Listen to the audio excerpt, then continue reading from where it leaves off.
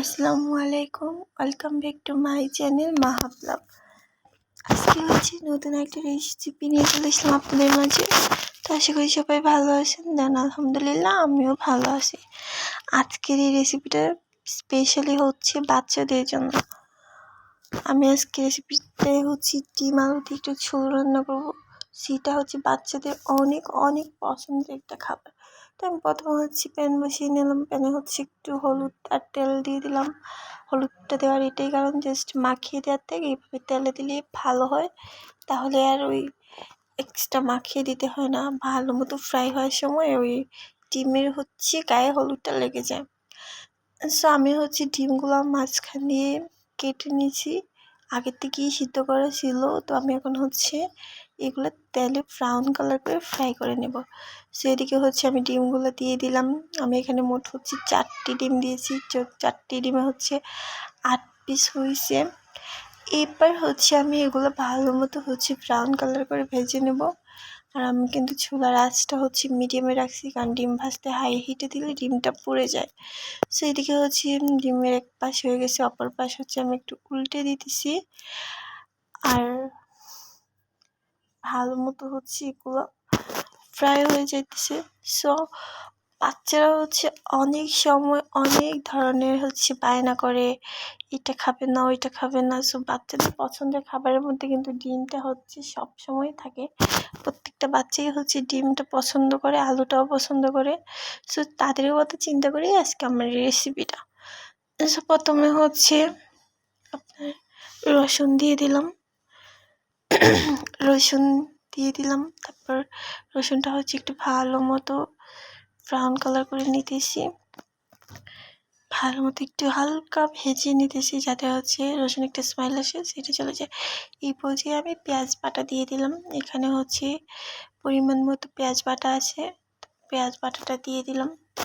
এখন আমি এই সব উপকরণগুলো একসাথে ভালো মতো ব্রাউন কালার করে ভেজে নেব। পেঁয়াজটা যত বেশি ভাজবেন তত বেশি পেঁয়াজের একটা কাঁচা কাঁচা গন্ধ থাকে, সেই স্মেলটা চলে যাবে, আর রান্নাটা মজা হয় অনেক। সো আমার এই যে পেঁয়াজটা অলমোস্ট ব্রাউন কালার হয়ে চলে আসতেছে, আর অনেক সুন্দর কালার হচ্ছে। এবার আমি একে একে গুঁড়া মশলাগুলো দিয়ে দেব।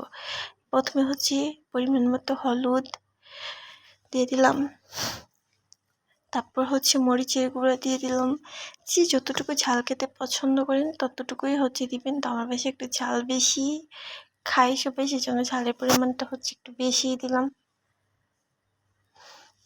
এবার ওই জিরা গুঁড়া আর আপনার গরম মশলার গুঁড়া একসাথে মিক্স করা দিয়ে দিলাম। পরিমাণ মতো লবণ দিয়ে দিলাম। সামান্য পরিমাণ পানি অ্যাড করে দিলাম। এবার ভালো মতো মশলাগুলো একটু কষিয়ে নেব। এই রান্নার মূল সিক্রেট বিষয় মশলাটা যত বেশি কষাবেন খেতে তত বেশি মজা লাগবে। আর বাচ্চারা এটা সব থেকে বেশি পছন্দ করে। এমনিতেই নর্মালি বাচ্চাদের ডিম আলু এগুলো অনেক পছন্দের খাবার। আর এইভাবে তো রান্না করে দিলে জাস্ট কথাই নেই, আপনার বাচ্চা চুপচাপ খেয়ে ফেলবে। সেই যে মশলাগুলো প্রায় কষানো হয়ে গেছে। আমি এখন এই পর্যায়ে কি সুন্দর একটা স্মেল আসতেছে। আর এই পর্যায়ে এখানে আমি ছোটো ছোটো করে আলু কেটে সিদ্ধ করে ছিলে রেখে দিছি। সো এই আলুগুলো এখন আমি অ্যাড করে দিলাম। এখন আমি ভালো মতো মশলার সাথে এগুলো ভালোভাবে কষিয়ে নেব, যতক্ষণ পর্যন্ত পানিগুলো পুরোপুরি না শুকায়। আর দেখতে যতটা সুন্দর হয়েছে, খেতে তার থেকে বেশি আমি হয়েছে। এই যে আমি ভালো মতো এগুলো কষাইতেছি। যত বেশি ধৈর্য সহকারে কষাবেন খেতে তত বেশি মজা হয়। সো আমি একটু ঢাকনা দিয়ে রেখে দিলাম। তার কিছুক্ষণ পর আমি উঠালাম। এই যে দেখেন আমার ঝোলটা প্রায় শুকিয়ে আসছে। তো আমি এ পর্যায়ে একটু পানি অ্যাড করে দিলাম। যেহেতু আলুগুলো আমার আগে থেকেই সিদ্ধ করা, সেই জন্য আমার আর বেশি একটা পানি প্রয়োজন নয়। হালকা পরিমাণ পানি অ্যাড করে দিলাম।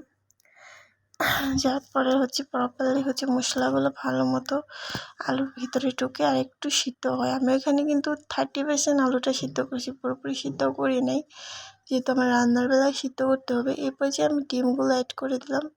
ডিমগুলো হচ্ছে এইভাবে মাঝখান থেকে কেটে দেওয়ার একটাই কারণ ডিমের যে একটা স্মেল বা একটা আছে সেটা আলুর সাথে ভালোভাবে মিশে যায়।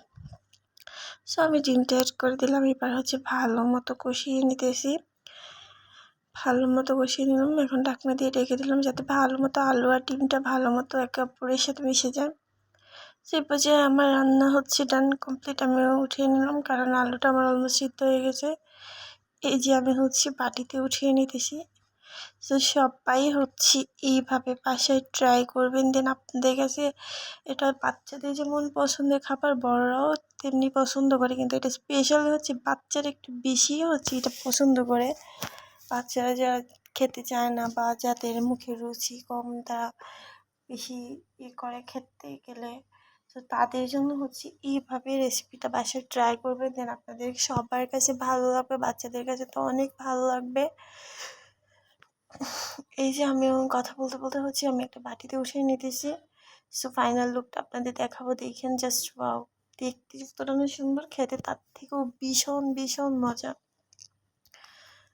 সো আমি ডিমের পিসগুলো সেগুলো উঠিয়ে নিতেছি। আপনারা হচ্ছে অবশ্যই এটা বাসায় ট্রাই করবেন, দেন আপনাদের কাছেও ভালো লাগবে। এটাই হচ্ছে আমার ফাইনাল লুক। দেখেন কতটা সুন্দর আর কতটা সুন্দর স্মাইল আসতেছে। এই পর্যন্ত সবাই ভালো থাকবেন। আল্লাহ হাফিজ। নেক্সট ব্লগে আবার কথা হবে।